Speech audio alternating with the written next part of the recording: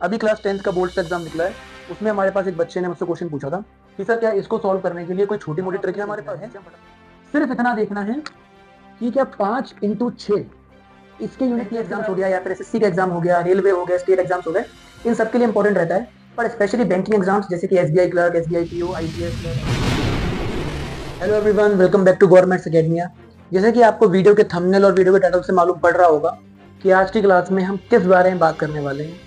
आज की क्लास में हम बात करने वाले हैं इस टाइप के क्वाड्रेटिक इक्वेशंस की, इनके कोफिशिएंट्स काफी बड़े होते हैं, या सिंपल बोलूं इसको फैक्टराइज करने में आपको बड़ी दिक्कत आने वाली है भाई। तो इन क्वेश्चंस को आज हम सॉल्व करेंगे बाय यूजिंग अ ट्रिक। अभी क्लास 10th का बोर्ड का एग्जाम निकला है। उसमें हमारे पास एक बच्चे ने मुझसे क्वेश्चन पूछा था कि सर क्या इसको सॉल्व करने के लिए कोई छोटी मोटी ट्रिक है हमारे पास जिससे हम फटाफट कर सके। हालांकि मैं आपको बता दूं, चाहे आप क्लास 9th में हो, क्लास 10th में हो, आप मिडिल टर्म स्प्लिट पढ़ते हो, आप फैक्टराइजेशन पढ़ते हो, आपके लिए इस टाइप के क्वेश्चन बहुत ही रेयर केसेस में इंपॉर्टेंट होते हैं। एग्जाम्स में बहुत ही रेयर आते हैं, लेकिन फिर भी आने के चांसेस रहते हैं क्योंकि आपने टॉपिक पढ़ रखा है, तो आपके लिए भी ये इंपॉर्टेंट बनेगा। साथ ही साथ में ये पर्टिकुलर टॉपिक स्पेशली इंपॉर्टेंट होता है आप बैंकिंग एग्जाम्स के बच्चों के लिए। ठीक है, जिनको की बैंकिंग एग्जाम्स हो गया या फिर एसएससी का एग्जाम हो गया, रेलवे हो गया, स्टेट एग्जाम्स हो गए, इन सब के लिए इंपॉर्टेंट रहता है। पर स्पेशली बैंकिंग एग्जाम्स जैसे कि SBI clerk, SBI PO, IPS clerk, IPS PO, RRB वगैरह, उनमें ये क्वेश्चंस आते हैं और साथ ही साथ में स्पेशली मेंस में आते हैं अगर आते हैं। और साथ ही साथ में इन क्वेश्चंस में आपको पता है, अगर आप बैंक की तैयारी कर रहे हो, कि आपको टाइम बचाना पड़ता है। अगर मैं इसको ट्रेडिशनल मेथड से करने की कोशिश करूंगा तो आप कहीं से कहीं तक टाइम नहीं बचा पाओगे। आप ट्राई करते हो 2-2.5 मिनट में वो 4-5 क्वेश्चन करने की, आप 2-2.5 मिनट में हो सकता है इनमें से एक क्वेश्चन भी ना कर पाओ। ठीक है, क्योंकि फैक्टर करना बड़ी मुश्किल पड़ जाता है। तो आज की क्लास में हम उसी चीज को ठीक करने की कोशिश करेंगे, उसी चीज को इस तरीके से करने की कोशिश करेंगे कि भैया हमारा टाइम भी बच जाए और आंसर भी फटाफट आ जाए। तो ज्यादा टाइम वेस्ट नहीं करते हुए सीधे अपने टॉपिक पे आते हैं।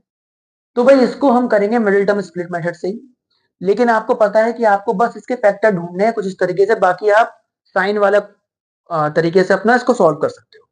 मैं आपको दिखाता हूँ कैसे।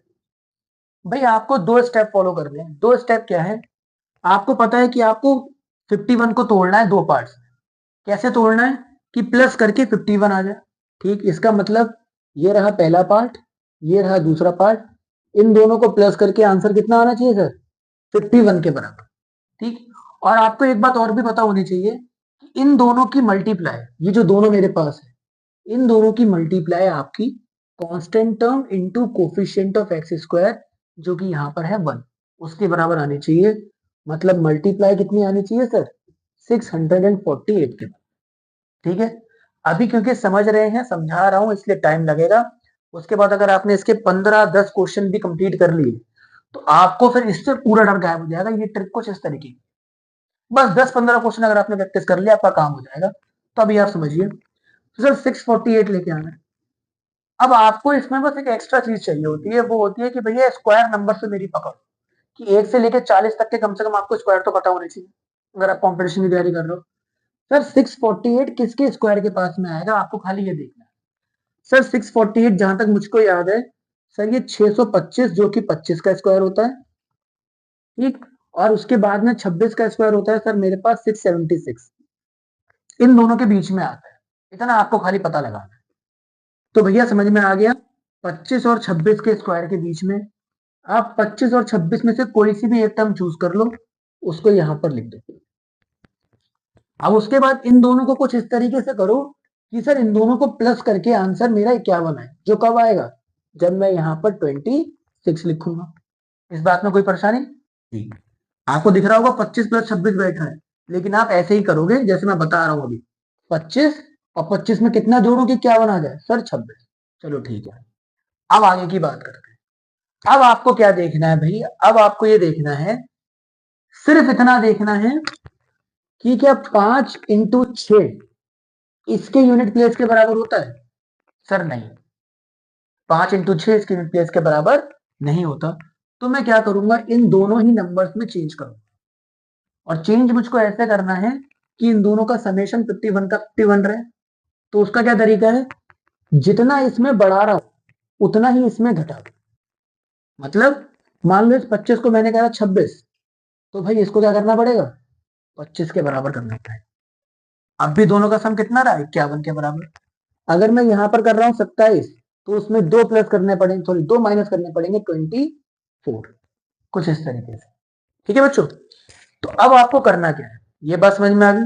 सेकेंड स्टेप आपको क्या करना है, आपको बस इनकी यूनिट प्लेस की मल्टीप्लाई करके देखनी है कि सर किन दोनों की मल्टीप्लाई करके मेरे पास आंसर में 8 एज अ यूनिट प्लेस आता है। तो आपने देखा सर, अगर मैं यहां पर करता हूं 27 × 4, नहीं सोचना, आपको बस 7 × 4 सोचना, 7 × 4 = 28, सर यही मेरा आंसर, बात खत्म। 7 × 4 = 28, यही मेरा आंसर होगा। इसका मतलब 51 के जो यहाँ फैक्टर होंगे वो क्या होंगे, 27 + 24x। अब आप इसको सॉल्व कर सकते हो। अगर आप पूरा मेथड लगा रहे हो, पूरा सॉल्व कर रहे हो बकायदा, तो आपको इतना याद रखना है कि 648 को भी मैं 27 × 24 लिख सकता हूँ। ना माने तो आप चेक करके देख लो कि 27 × 24 मेरा आंसर होगा नहीं होगा। आइए करते हैं, 27 × 24, 7 × 4 = 28, 4 दूनी 8 और 2 10, 7 दूनी 14, कैरी गया 1, 2 दूनी 4 और 1 5, सर 648। बात सही है। तो भाई हमने करा क्या, हमने ये जो नंबर था हमारे पास 648 × 1, याद रखना सिर्फ 648 नहीं लेना है, 648 × 1 जो कि 648 आया। दो पेयर ऐसे लिखे कि भैया जिनका पहले समेशन 51 होना चाहिए। उसके लिए हमने क्या करा, 648 के आसपास के नंबर देखे जो स्क्वायर होते हैं, जो परफेक्ट स्क्वायर होते हैं। हमने कहा भी 625, 676, दो मेरे पास नंबर आ गए, ये 25 का हुआ, ये 26 का हुआ। इनमें से कोई सा भी आपने चूज करा, उसको यहाँ पुट कर दिया। उसके बाद में उसके अकॉर्डिंग दूसरा नंबर यहाँ पर भरा कि सम 51 के बराबर आया। अब आपको सिर्फ यूनिट प्लेस से खेलना है। 5 × 6 के यूनिट प्लेस पे 8 आएगा, नहीं आएगा। इसमें कुछ कम करो, इसमें उतना ही बढ़ाओ, एक एक कम करके देखते हैं। अगर आप एक एक कम करके देख रहे हो, आपको तब भी सिर्फ 5 ही बार कम करके देखना पड़ेगा और कुछ नहीं है। तो भैया एक बढ़ाया एक कम करा, यहाँ तो कोई फर्क नहीं पड़ा क्योंकि 26 25 ही बना। दो बढ़ाया 27, दो कम करे 24, 7 × 4 = 28। हाँ सर 8 आ गया, वही मेरा आंसर है। इसका मतलब आपको पता है कि आप साइन कन्वेंशन से अगर इसको करोगे तो माइनस प्लस का मतलब क्या होता है कि रूट्स प्लस प्लस में आएंगे। बड़ा वाला 27 24, बच्चों यही इसके रूट्स होंगे। ठीक है, अब हम सीधे बात करते हैं, क्वेश्चन समझ में आ गया। अब हम बात करते हैं सेकंड क्वेश्चन की, उसको करके देखते हैं कि भाई उसको कैसे कर सकते हैं। करना बस यही है, अब हम प्रैक्टिस के लिए करते हैं। अब देखिए भाई 68 1147, भाई 1147 के आसपास में किसका स्क्वायर होता है, मुझको याद है सर 32 का स्क्वायर 1024 होता है, 33 का स्क्वायर 1089 होता है। ठीक है, 1147 उससे भी बड़ा है, तो भाई 34 का स्क्वायर होता है मेरे पास 1156। ठीक, इतना मैं समझ गया। इसका मतलब ये नंबर 33 और 34 के बराबर आ रहा है, सॉरी बीच में आ रहा है। तो आप दो नंबर को कौन से लोगे, उनमें से एक ले लेते हैं मैं 33। इस तरीके से लेके आना है कि इनका समेशन कितना बन जाए 68। चलो भाई 33 में कितना प्लस करोगे 68 आ जाए, सर 35 के बराबर। ठीक, क्या 3 × 5, क्या 3 × 5 मेरा 7 के बराबर होगा, नहीं सर। इसमें एक कम करा, सिर्फ यूनिट प्लेस की बात करते हैं 2, यहां पर एक बढ़ाया, 6 × 2 = 12, 7 के बराबर अभी भी नहीं है। यहां पर एक और कम करा, यहां पर एक और बढ़ाया, 1 7 7, बात खत्म हो गई। इसका मतलब इसके जो दो रूट्स आए हैं मेरे पास वो क्या है, 31 और 37, क्योंकि ये भी माइनस प्लस है तो इसके रूट भी यही आएंगे। बात खत्म। देखा, पहला हमें समझने में टाइम लगा, दूसरा क्वेश्चन इतने बड़े हमको रूट्स वगैरह याद करने थे, स्क्वायर्स वगैरह याद करने थे, उसके बावजूद भी 10-15 सेकंड्स में हो गया। वो भी कब, जब मैं आपको समझा रहा हूँ। जब आप एग्जाम टाइम में प्रैक्टिस टाइम में अपने आप करोगे तो और भी छोटा लगेगा। अब इसकी बात, चलिए बच्चों फटाफट प्रैक्टिस के लिए लास्ट क्वेश्चन भी कर लेते हैं। ठीक है, इसमें हमने क्या करना है सर 2107, अभी नंबर थोड़ा ज्यादा बड़ा हो गया, तो आपको अप्रोच क्या रखनी है, आप 10 20 30 40 50 60 70 80 90 इनके स्क्वायर अपने दिमाग में हमेशा रखो। सर 2007 ये 2500 के आसपास में आ रहा है, मतलब 50 के स्क्वायर के आसपास में आ रहा है। ठीक है भाई, आप चाहो तो इसको 50 के स्क्वायर से भी सॉल्व कर सकते हो, पर मैं कह रहा हूँ 50 के स्क्वायर से बहुत दूर है, तो 45 का स्क्वायर निकालो। आपको पता होना चाहिए 45 का स्क्वायर हम कैसे निकालते हैं, जिस भी नंबर के आखिरी में 5 लिखा हुआ हो उसका स्क्वायर करने के लिए पहले तो आप लिख दो 25, 4 के बाद में नंबर में कौन सा नंबर आता है 5, 4 की कर दो 5 से मल्टीप्लाई, 4 5 जा 20। सर ये थोड़ा इसके पास आ गया। इसका मतलब मैं अब 46 47 नहीं निकालूंगा ना 44 निकालूंगा। क्वेश्चन बड़ा है, टाइम बचाना है, मैं सीधा आगे बढ़ता हूँ। 45 को ही मान के चलते हैं।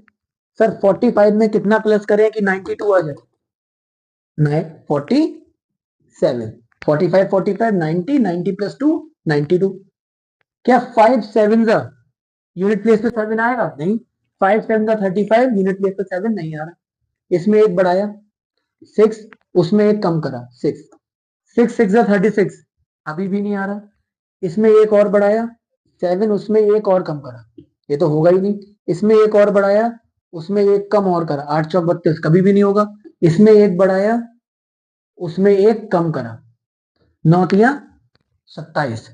सर बात खत्म हो गई। इसका मतलब 49 और 43 आर माई रूट्स।